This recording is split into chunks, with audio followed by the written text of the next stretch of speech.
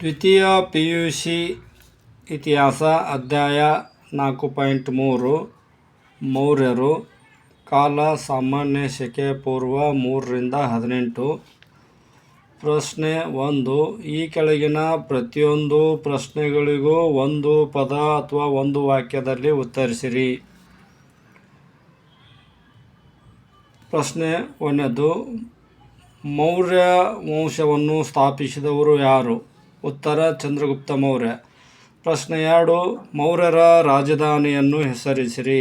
ಉತ್ತರ ಪಾಟಲಿಪುತ್ರ. ಪ್ರಶ್ನೆ 3. ಮೌರ್ಯರ ರಾಜ್ಯ ಲಾಂಛನ ಯಾವುದು? ಉತ್ತರ ಧರ್ಮಚಕ್ರ. ಪ್ರಶ್ನೆ 4. ಮುದ್ರಾ ರಾಕ್ಷಸವನ್ನು ಬರೆದವರು ಯಾರು? ಉತ್ತರ ವಿಶಾಖದತ್ತ. ಪ್ರಶ್ನೆ 5. ಅರ್ಥಶಾಸ್ತ್ರವನ್ನು ಬರೆದವರು ಯಾರು? ಉತ್ತರ ಕೌಟಿಲ್ಯ. ಪ್ರಶ್ನೆ 6. ಇಂಡಿಕಾವನ್ನು ಯಾರು ಬರೆದರು? ಉತ್ತರ ಮೆಗಸ್ತನೀಸ್. ಪ್ರಶ್ನೆ 7. ಚಂದ್ರಗುಪ್ತನಿಗೆ ಸಾಮ್ರಾಜ್ಯ ಸ್ಥಾಪಿಸುವಲ್ಲಿ ನೆರವಾದವರು ಯಾರು? ಉತ್ತರ ಕೌಟಿಲ್ಯ. ಪ್ರಶ್ನೆ 8. ಚಂದ್ರಗುಪ್ತ ಮೌರ್ಯನಿಂದ ಸೋಲಿಸಲ್ಪಟ್ಟ ನಂದರ ದೊರೆ ಯಾರು? ಉತ್ತರ ಧನನಂದನ. ಪ್ರಶ್ನೆ 9. ಚಂದ್ರಗುಪ್ತ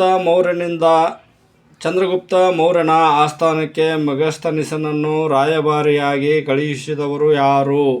ಸೆಲ್ಯೂಕಸ್. ಪ್ರಶ್ನೆ 10. ಚಂದ್ರಗುಪ್ತ ಮೌರ್ಯನಿಂದ ಸೋಲಿಸಲ್ಪಟ್ಟ ಗ್ರೀಕ್ ದೊರೆಯನ್ನು ಹೆಸರಿಸಿರಿ. ಉತ್ತರ ಗ್ರೀಕ್ ದೊರೆ ಸೆಲ್ಯೂಕಸ್. ಪ್ರಶ್ನೆ 11. ಜೈನ ಧರ್ಮವನ್ನು ಅನುಸರಿಸಿದ ಮೌರ್ಯ ಅರಸನನ್ನು ಹೆಸರಿಸಿ. ಉತ್ತರ ಚಂದ್ರಗುಪ್ತ ಮೌರ್ಯ. ಪ್ರಶ್ನೆ 12. ಚಂದ್ರಗುಪ್ತ ಮೌರ್ಯ ತನ್ನ ಕೊನೆಯ ದಿನಗಳನ್ನು ಎಲ್ಲಿ ಕಳೆದನು? ಉತ್ತರ ಕರ್ನಾಟಕದ ಶ್ರವಣಬೆಳಗೊಳದಲ್ಲಿ. ಪ್ರಶ್ನೆ 13. ಮೌರ್ಯ ಸಂತತಿಯ ಶ್ರೇಷ್ಠ ದೊರೆ ಯಾರು? ಉತ್ತರ ಅಶೋಕ. ಪ್ರಶ್ನೆ 14. ಅಶೋಕನ ಯಾವ ಶಾಸನವು ಕಳಿಂಗ ಯುದ್ಧದ ಬಗ್ಗೆ ತಿಳಿಸುತ್ತದೆ? ಉತ್ತರ 13ನೇ ಶಿಲಾಶಾಸನ. ಪ್ರಶ್ನೆ 15. ಬೌದ್ಧ ಧರ್ಮ ಸ್ವೀಕರಿಸಿದ ಮೌರ್ಯ ಸಾಮ್ರಾಟನನ್ನು ಹೆಸರಿಸಿರಿ. ಉತ್ತರ ಅಶೋಕ. ಪ್ರಶ್ನೆ 16. ಮೂರನೇ ಬೌದ್ಧ ಮಹಾಸಮ್ಮೇಳನ ಎಲ್ಲಿ ನಡೆಯಿತು? ಉತ್ತರ ಪಾಟಲಿಪುತ್ರದಲ್ಲಿ. ಪ್ರಶ್ನೆ 17. ಅಶೋಕನಿಂದ ನಿರ್ಮಿಸಲ್ಪಟ್ಟ ಅತಿ ದೊಡ್ಡ ಸ್ತೂಪ ಯಾವುದು? ಉತ್ತರ ಸಾಂಚಿ ಸ್ತೂಪ. ಪ್ರಶ್ನೆ 18. ಭಾರತದ ರಾಷ್ಟ್ರ ಲಾಂಛನ ಯಾವುದು? ಉತ್ತರ ಸಾರನಾಥ ಸ್ತಂಭದ ಶಿರೋಭಾಗ.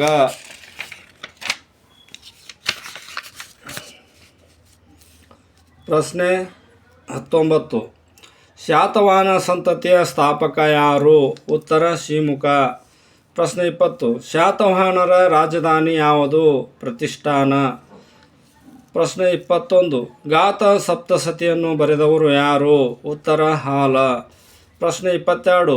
ಗೌತಮಿ ಬಾಳಶ್ರೀಯು ಹೊರಡಿಸಿದ ಶಾಸನ ಯಾವುದು? ಉತ್ತರ ನಾಸಿಕ್ ಶಾಸನ. ಇವು ಈ ಅಧ್ಯಾಯದಲ್ಲಿ ಬರುವ 1 ಅಂಕದ ಪ್ರಶ್ನೆ ಉತ್ತರಗಳಾಗಿವೆ. ಇನ್ನು 2 ಅಂಕದ ಪ್ರಶ್ನೋತ್ತರಗಳು. ಈ ಕೆಳಗಿನ ಪ್ರಶ್ನೆಗಳಿಗೆ ಪ್ರತಿಯೊಂದಕ್ಕೂ 2 ಪದ ಅಥವಾ 2 ವಾಕ್ಯಗಳಲ್ಲಿ ಉತ್ತರಿಸಿರಿ. ಪ್ರಶ್ನೆ 1. ಮೌರ್ಯ ಸಂತತಿಯ ಇತಿಹಾಸ ತಿಳಿಯಲು ಸಹಾಯಕವಾಗಿರುವ ಯಾವುದಾದರೂ 2 ಆಧಾರಗಳನ್ನು ಹೆಸರಿಸಿರಿ. ಉತ್ತರ ಕೌಟಿಲ್ಯನ ಅರ್ಥಶಾಸ್ತ್ರ, ವಿಶಾಖದತ್ತನ ಮುದ್ರಾ ರಾಕ್ಷಸ, ಮೆಗಸ್ತನೀಸನ ಇಂಡಿಕಾ, ಅಶೋಕನ ಶಾಸನಗಳು. ಇಲ್ಲಿ ಕೇವಲ ಯಾವುದಾದ್ರೂ 2 ಉತ್ತರಗಳನ್ನು ನೀವು ಬರೀಬೇಕು. ಪ್ರಶ್ನೆ 2. ಕರ್ನಾಟಕದಲ್ಲಿ ಅಶೋಕನ ಶಾಸನಗಳು ದೊರಕಿರುವ ಯಾವುದಾದರೂ 2 ಸ್ಥಳಗಳನ್ನು ಹೆಸರಿಸಿರಿ. ಮಸ್ಕಿ, ಗವಿಮಠ, ಪಾಲ್ಕಿಗುಂಡ, ಬ್ರಹ್ಮಗಿರಿ, ಸಿದ್ದಾಪುರ, ಜಟಿಂಗರಾಮೇಶ್ವರ ಮುಂತಾದವು. ಇಲ್ಲಿ 1, 2, 3, 4, 5, 6 ಕೊಟ್ಟದ. ನೀವು ಕೇವಲ 2 ಉತ್ತರಗಳನ್ನು ಬರೀಬೇಕು. ಪ್ರಶ್ನೆ 3. ಮೌರ್ಯರ ಅವಧಿಯಲ್ಲಿ ಅಸ್ತಿತ್ವದಲ್ಲಿದ್ದ 2 ಬಗೆಯ ನ್ಯಾಯಾಲಯಗಳಾವವು? ಒಂದು ಧರ್ಮಸ್ಥಯ ನ್ಯಾಯಾಲಯ, ಇನ್ನೊಂದು ಕಂಟಕ ಶೋಧನ ನ್ಯಾಯಾಲಯ. ಪ್ರಶ್ನೆ 4. ಮಸ್ಕಿ ಶಾಸನದ ಪ್ರಾಮುಖ್ಯತೆ ಏನು? ಉತ್ತರ ಮಸ್ಕಿ ಶಾಸನದಲ್ಲಿ ರಾಜನನ್ನು ದೇವನಾಂಪ್ರಿಯ ಅಶೋಕಸ್ಯ ಎಂದು ಉಲ್ಲೇಖಿಸಿದೆ. ಇದರಿಂದಾಗಿ ದೇವನಾಂಪ್ರಿಯ ಮತ್ತು ಪ್ರಿಯದರ್ಶಿ ರಾಜ ಅಶೋಕ ಎಂಬುದು ದೃಢಪಟ್ಟಿತು. ಪ್ರಶ್ನೆ 5. ಮೆಗಸ್ತನಿಸ್ ಯಾರು? ಅವನ ಕೃತಿಯನ್ನು ಹೆಸರಿಸಿರಿ. ಉತ್ತರ: ಗ್ರೀಕ್ ದೊರೆ ಸೆಲ್ಯೂಕಸನ ರಾಯಭಾರಿ. ಕೃತಿ ಇಂಡಿಕಾ. ಪ್ರಶ್ನೆ 6. ಕೌಟಿಲ್ಯ ಯಾರು? ಅವನ ಪ್ರಸಿದ್ಧ ಕೃತಿ ಯಾವುದು? ಉತ್ತರ: ಪ್ರಾಚೀನ ಭಾರತದ ಪ್ರಸಿದ್ಧ ರಾಜನೀತಿಜ್ಞ. ಅವನ ಕೃತಿ ಅರ್ಥಶಾಸ್ತ್ರ. ಪ್ರಶ್ನೆ 7. ಧರ್ಮ ಮಹಾಮಾತ್ರರನ್ನು ನೇಮಿಸಿದ ಅರಸ ಯಾರು? ಅವನ ಕರ್ತವ್ಯ ಏನಾಗಿತ್ತು? ಉತ್ತರ: ಅಶೋಕ. ಜನರಲ್ಲಿ ಧರ್ಮ ಪ್ರಚಾರ ಮಾಡುವುದಾಗಿತ್ತು. ಪ್ರಶ್ನೆ 8. ಶಾತವಾಹನರ ಯಾರಾದರೂ ಇಬ್ಬರು ಪ್ರಮುಖ ದೊರೆಗಳನ್ನು ಹೆಸರಿಸಿರಿ. ಗೌತಮಿಪುತ್ರ ಶಾತಕರ್ಣಿ, ಹಾಲ, ವಸಿಷ್ಠ ಪುತ್ರ ಪುಳುಮಾಯಿ, ಯಜ್ಞಶ್ರೀ ಮುಂತಾದವರು. ಕೇವಲ ಇಬ್ಬರು ವ್ಯಕ್ತಿಗಳನ್ನು ಹೆಸರಿಸಿದರೆ ಸಾಕು. ಪ್ರಶ್ನೆ 9. ಶಾತವಾಹನರ ಯಾವುದಾದರೂ 2 ವಾಸ್ತುಶಿಲ್ಪ ಕೇಂದ್ರಗಳನ್ನು ಹೆಸರಿಸಿರಿ. ಅಮರಾವತಿ, ನಾಗಾರ್ಜುನಕೊಂಡ, ಕಾರ್ಲೆ, ನಾಸಿಕ್, ಕನ್ನೇರಿ. 1, 2, 3, 4, 5. ನಾನು 5 ಹೇಳಿದ್ದೀನಿ. ನೀವು ಕೇವಲ ಇದರಲ್ಲಿ 2 ಉತ್ತರಗಳನ್ನು ಉತ್ತರಿಸಿದರೆ ಸಾಕು. ಇನ್ನು ಪ್ರಶ್ನೆ 3. ಈ ಕೆಳಗಿನ ಪ್ರಶ್ನೆಗಳಿಗೆ ಪ್ರತಿಯೊಂದಕ್ಕೂ 15-20 ವಾಕ್ಯಗಳಲ್ಲಿ ಉತ್ತರಿಸಿರಿ. ಇವು 5 ಅಂಕದ ಪ್ರಶ್ನೆಗಳಾಗಿವೆ. ಅದರಲ್ಲಿ 1ನೇದು ಚಂದ್ರಗುಪ್ತ ಮೌರ್ಯನ ಸಾಧನೆ ಬಗ್ಗೆ ಬರೆಯಿರಿ. ಉತ್ತರ: ಪಂಜಾಬಿನ ಆಕ್ರಮಣ. ಮೌರ್ಯ ಸಾಮ್ರಾಜ್ಯದ ಸ್ಥಾಪಕನಾದ ಚಂದ್ರಗುಪ್ತ ಮೌರ್ಯನು ಚಾಣಕ್ಯನ ಮಾರ್ಗದರ್ಶನದಂತೆ ಸೈನ್ಯವನ್ನು ಕಟ್ಟಿ ಪಂಜಾಬಿನ ರಾಜರನ್ನು ಸೋಲಿಸಿ ಅದನ್ನು ವಶಪಡಿಸಿಕೊಂಡನು. ಮಗಧದ ಆಕ್ರಮಣ. ಮಗಧ ಸಾಮ್ರಾಜ್ಯದ ಮೇಲೆ ದಾಳಿ ಮಾಡಿ ನಂತರ ಕೊನೆಯ ದೊರೆ ಧನನಂದನನ್ನು ಸೋಲಿಸಿ ಮೌರ್ಯ ಸಾಮ್ರಾಜ್ಯವನ್ನು ಸ್ಥಾಪಿಸಿದನು. ಅಲೆಕ್ಸಾಂಡರನ ಪ್ರತಿನಿಧಿಗಳೊಂದಿಗೆ ಯುದ್ಧ. ಅಲೆಕ್ಸಾಂಡರನು ಭಾರತದ ವಾಯುವ್ಯ ಭಾಗಗಳನ್ನು ಆಕ್ರಮಿಸಿ ಅವುಗಳನ್ನು ನೋಡಿಕೊಳ್ಳಲು ತನ್ನ ಪ್ರತಿನಿಧಿಗಳನ್ನು ನೇಮಿಸಿದ್ದನು. ಚಂದ್ರಗುಪ್ತ ಮೌರ್ಯನು ಅವರೆಲ್ಲರನ್ನೂ ಸೋಲಿಸಿ ಆ ಭಾಗಗಳನ್ನು ತನ್ನ ರಾಜ್ಯದಲ್ಲಿ ಸೇರಿಸಿಕೊಂಡನು. ಸೆಲ್ಯೂಕಸ್ನೊಂದಿಗೆ ಯುದ್ಧ. ಅಲೆಕ್ಸಾಂಡರನ ಮರಣದ ನಂತರ ಗ್ರೀಕ್ ದೊರೆಯಾಗಿ ಬಂದ ಸೆಲ್ಯೂಕಸ್ ಗ್ರೀಕ್ ಪ್ರಭುತ್ವವನ್ನು ಭಾರತದ ಮೇಲೆ ಮತ್ತೆ ಸ್ಥಾಪಿಸಲು ಮುಂದಾದನು. ಇದರಿಂದಾಗಿ ಸಾಮಾನ್ಯ ಶಕೆ ಪೂರ್ವ 305ರಲ್ಲಿ ಇವರಿಬ್ಬರ ನಡುವೆ ಯುದ್ಧ ನಡೆಯಿತು. ಯುದ್ಧದಲ್ಲಿ ಸೋತ ಸೆಲ್ಯೂಕಸ್ ಚಂದ್ರಗುಪ್ತ ಮೌರ್ಯನಿಗೆ ವಿಸ್ತಾರವಾದ ಭೂಪ್ರದೇಶಗಳನ್ನು ಬಿಟ್ಟುಕೊಟ್ಟನು. ಚಂದ್ರಗುಪ್ತ ಮೌರ್ಯನು ತನ್ನ ಕೊನೆಯ ದಿನಗಳಲ್ಲಿ ಜೈನ ಮತವನ್ನು ಸ್ವೀಕರಿಸಿ ಜೈನ ಮುನಿ ಭದ್ರಬಾಹುವಿನೊಂದಿಗೆ ಶ್ರವಣಬೆಳಗೊಳಕ್ಕೆ ಬಂದು ಸಲ್ಲೇಖನ ವೃತ್ತವನ್ನು ಅನುಸರಿಸಿ ಅಲ್ಲಿಯೇ ಮರಣ ಹೊಂದಿದನು. ಪ್ರಶ್ನೆ 2. ಬುದ್ಧ ಧರ್ಮದ ಪ್ರಸಾರಕ್ಕೆ ಅಶೋಕ ಕೈಗೊಂಡ ಕ್ರಮಗಳಾವವು?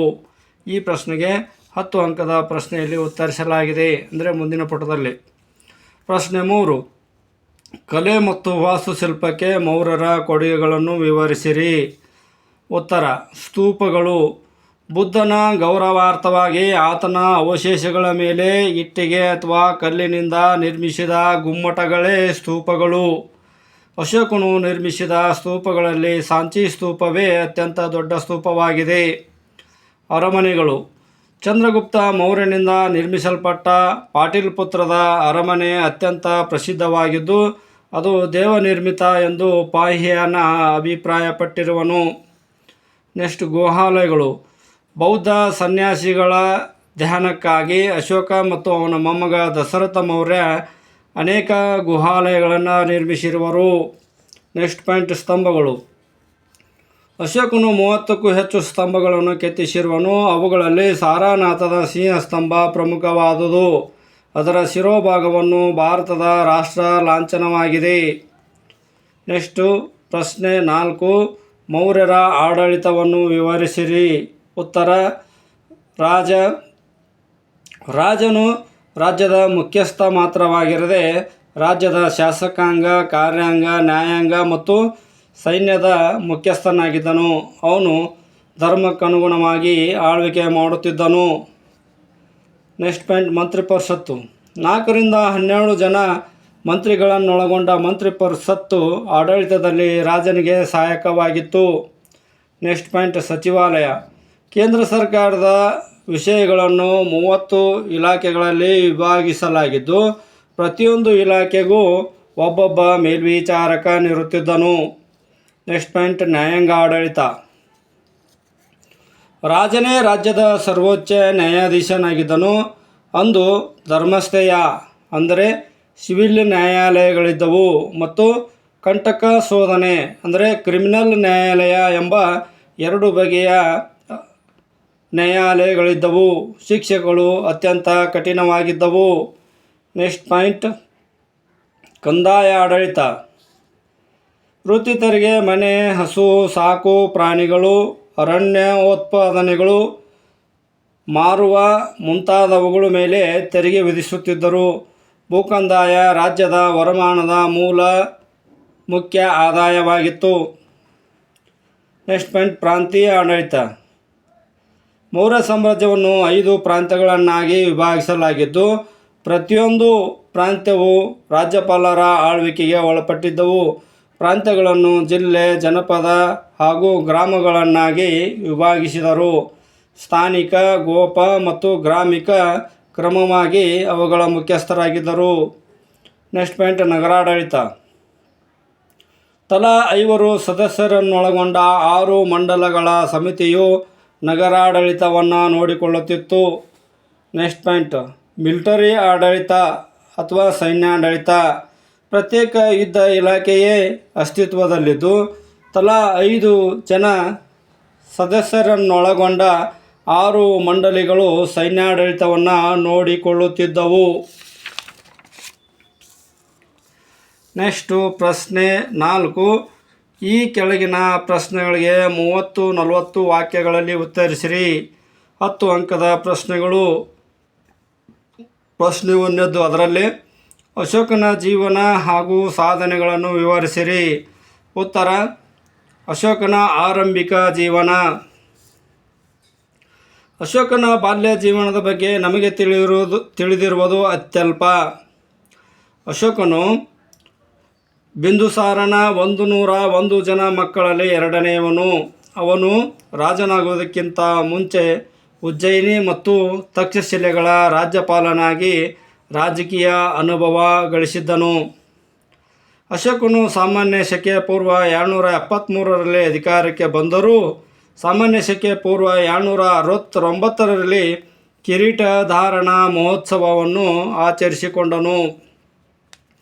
ಈ 4 ವರ್ಷಗಳ ಕಾಲ ಅವನು ಅಧಿಕಾರಕ್ಕಾಗಿ ತನ್ನ ಸಹೋದರರೊಂದಿಗೆ ಹೋರಾಟ ನಡೆಸಿರುವುದಾಗಿ ತಿಳಿದುಬರುತ್ತದೆ. ನೆಕ್ಸ್ಟ್ ಪಾಯಿಂಟ್, ಕಳಿಂಗ ಯುದ್ಧ. ಅಶೋಕ 13ನೇ ಶಿಲಾಶಾಸನವು ಸಾಮಾನ್ಯ ಶಕೆ ಪೂರ್ವ 261ರಲ್ಲಿ ಅಶೋಕ ಕಳಿಂಗದ ಮೇಲೆ ಜಯ ಗಳಿಸಿದ್ದನ್ನು ಮತ್ತು ಅದರ ಪರಿಣಾಮವನ್ನು ವಿವರಿಸುತ್ತದೆ. ಯುದ್ಧದ ಸಾವು ನೋವುಗಳು, ರಕ್ತಪಾತಗಳು ಅಶೋಕನ ಮನಸ್ಸು ಪರಿವರ್ತನೆಗೆ ಕಾರಣವಾದವು. ಯುದ್ಧದ ನಂತರ ತನ್ನ ವಿದೇಶಾಂಗ ನೀತಿಯನ್ನು ಬದಲಾಯಿಸಿಕೊಂಡ ಅಶೋಕ ದಿಗ್ವಿಜಯದ ಹಾದಿಯನ್ನು ಬಿಟ್ಟು ಧರ್ಮ ವಿಜಯದ ಮಾರ್ಗವನ್ನು ಅನುಸರಿಸಿದನು. ಬೌದ್ಧ ಗುರು ಉಪಗುಪ್ತನಿಂದ ಪ್ರೇರಿತನಾಗಿ ಬೌದ್ಧ ಧರ್ಮವನ್ನು ಸ್ವೀಕರಿಸಿದನು. ಧರ್ಮ. ಅಶೋಕನ ಧರ್ಮ ನಿಷ್ಠೆಯು ಈ ಕೆಳಕಂಡ ಗುಣಗಳನ್ನು ಹೊಂದಿತ್ತು. 1ನೇದು, ಮಕ್ಕಳು ತಂದೆ ತಾಯಿಗಳಿಗೆ ವಿಧೇಯರಾಗಿರಬೇಕು ಮತ್ತು ಗುರುಗಳಿಗೆ ಗೌರವ ತೋರಬೇಕು. 2ನೇದು, ಪ್ರತಿಯೊಬ್ಬರೂ ಸತ್ಯವನ್ನು ನುಡಿಯಬೇಕು. 3ನೇದು, ಮನುಷ್ಯರಿಗೆ ಮತ್ತು ಪ್ರಾಣಿಗಳಿಗೆ ಹಿಂಸೆಯನ್ನು ಮಾಡಬಾರದು. 4ನೇದು, ಸೇವಕರು, ಕಿರಿಯರು ಮತ್ತು ಅವಲಂಬಿತರನ್ನು ಪ್ರೀತಿಯಿಂದ ಕಾಣಬೇಕು. 5ನೇದು, ಪ್ರತಿಯೊಬ್ಬನೂ ಕೋಪ, ಕ್ರೌರ್ಯ ಮತ್ತು ದುಂದು ವೆಚ್ಚಗಳನ್ನು ನಿಗ್ರಹಿಸಬೇಕು. ನೆಕ್ಸ್ಟ್ ಪಾಯಿಂಟ್, ಬೌದ್ಧ ಧರ್ಮದ ಪ್ರಸಾರಕ್ಕಾಗಿ ಅಶೋಕ ತೆಗೆದುಕೊಂಡ ಕ್ರಮಗಳು. ಇದನ್ನು 5 ಅಂಕದ ಪ್ರಶ್ನೆಗಳಲ್ಲಿಯೂ ಕೂಡ ಕೇಳಲಾಗುತ್ತದೆ. ಬೌದ್ಧ ಧರ್ಮದ ಪವಿತ್ರ ಸ್ಥಳಗಳಿಗೆ ಭೇಟಿ ನೀಡಿ ಧರ್ಮ ಗೋಷ್ಠಿಗಳನ್ನು ಏರ್ಪಡಿಸಿದನು. ಸಾಮ್ರಾಜ್ಯಾದ್ಯಂತ ಸ್ಮಾರಕಗಳನ್ನು ನಿರ್ಮಿಸಿ ಅವುಗಳ ದತ್ತಿಗಾಗಿ ಅಪಾರ ಹಣ ವ್ಯಯಿಸಿದನು.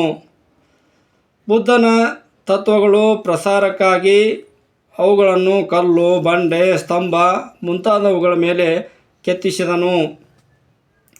ಧರ್ಮ ಪ್ರಸಾರಕ್ಕಾಗಿ ಧರ್ಮ ಮಹಾಮಾತ್ರರು ಎಂಬ ಅಧಿಕಾರಿಗಳನ್ನು ನೇಮಿಸಿದನು. ಬೌದ್ಧ ಧರ್ಮೀಯರ ನಡುವಿನ ಭಿನ್ನಾಭಿಪ್ರಾಯಗಳನ್ನು ನಿವಾರಿಸಲು ಪಾಟಲಿಪುತ್ರದಲ್ಲಿ 3ನೇ ಬೌದ್ಧ ಮಹಾಸಭೆಯನ್ನು ಏರ್ಪಡಿಸಿದನು. ಒಂದು ಸಂಘವನ್ನು ತನ್ನ ಮಗ ಮಹೇಂದ್ರ ಮತ್ತು ಸಂಘ ಮಿತ್ರೆಯರೊಂದಿಗೆ ಸಿಲೋನಿಗೆ ಕಳುಹಿಸಿದನು. ಜಗತ್ತಿನ ವಿವಿಧ ಭಾಗಗಳಿಗೆ ಮತ ಪ್ರಸಾರಕ್ಕಾಗಿ ಬೌದ್ಧ ಸಂಘಗಳನ್ನು ಕಳುಹಿಸಿದನು. ಅಶೋಕನು ಜನರ ಕಲ್ಯಾಣಕ್ಕಾಗಿ ಬಾವಿಗಳನ್ನು ತೋಡಿಸಿದನು. ವಿಶ್ರಾಂತಿ ಗೃಹಗಳನ್ನು ನಿರ್ಮಿಸಿದನು. ಮನುಷ್ಯ ಮತ್ತು ಪ್ರಾಣಿಗಳಿಗಾಗಿ ಆಸ್ಪತ್ರೆಗಳನ್ನು ಕಟ್ಟಿಸಿದನು ಮತ್ತು ಶಾಲೆಗಳನ್ನು ನಿರ್ಮಿಸಿದನು. ನೆಕ್ಸ್ಟ್ ಪಾಯಿಂಟ್, ಅಶೋಕನ ಶಾಸನಗಳು. ಅಶೋಕನು ಭಾರತದಲ್ಲಿ ಶಿಲಾಶಾಸನಗಳ ಪದ್ಧತಿಯನ್ನು ಜಾರಿಗೆ ತಂದ ಮೊದಲ ಸಾಮ್ರಾಟ. ಅಶೋಕನ ಶಾಸನಗಳು ಪಾಳಿ, ಪ್ರಾಕೃತ ಮತ್ತು ಗ್ರೀಕ್ ಭಾಷೆಗಳಲ್ಲಿ ಹಾಗೂ ಬ್ರಾಹ್ಮಿ ಮತ್ತು ಖರೋಷ್ಠಿ ಲಿಪಿಯಲ್ಲಿ ರಚಿಸಲ್ಪಟ್ಟಿವೆ. ಅವುಗಳನ್ನು ಪ್ರಧಾನ, ಕಿರಿಯ, ಸ್ತಂಭ ಮತ್ತು ಗುಹಾ ಶಾಸನಗಳನ್ನಾಗಿ ವರ್ಗೀಕರಿಸಲಾಗಿದೆ. ಕರ್ನಾಟಕದ ಮಸ್ಕಿ, ಗವಿಮಠ, ಪಾಲ್ಕಿಗುಂಡ, ಬ್ರಹ್ಮಗಿರಿ, ಸಿದ್ದಾಪುರ ಮುಂತಾದೆಡೆಗಳಲ್ಲಿ ಅಶೋಕನ ಶಾಸನಗಳು ದೊರೆತಿವೆ. ಹೀಗೆ ಈ ಮೌರ್ಯರ ಅಧ್ಯಾಯದಲ್ಲಿ 1 ಮತ್ತು 2 ಅಂಕದ ಪ್ರಶ್ನೆಗಳು, 5 ಅಂಕದ ಪ್ರಶ್ನೆಗಳು ಮತ್ತು ಕೊನೆಯದಾಗಿ 10 ಅಂಕದ ಪ್ರಶ್ನೆಗಳಿಗೆ ಉತ್ತರಗಳನ್ನು ಸವಿವರವಾಗಿ ನೀಡಲಾಗಿದೆ. ಎಲ್ಲರಿಗೂ ತುಂಬು ಹೃದಯದ ಧನ್ಯವಾದಗಳು.